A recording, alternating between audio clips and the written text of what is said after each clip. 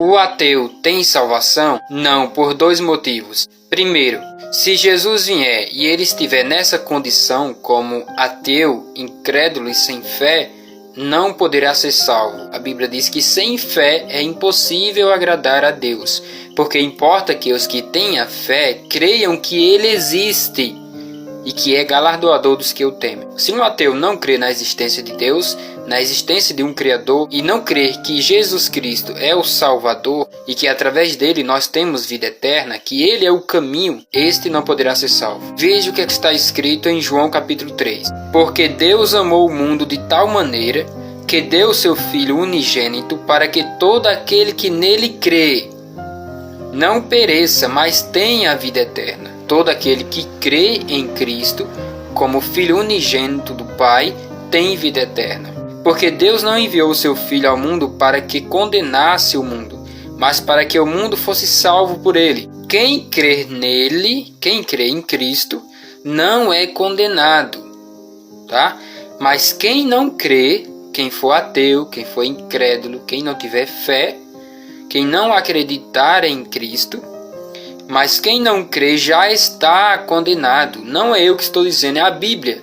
A Bíblia diz que aqueles que não creem em Jesus já estão condenados. Por quê? Por que já estão condenados? Porquanto não creem no nome do unigênito Filho de Deus. E qual é a condenação? Versículo 19. E a condenação é esta: que a luz veio ao mundo, a luz é Cristo, e os homens amaram mais as trevas do que a luz.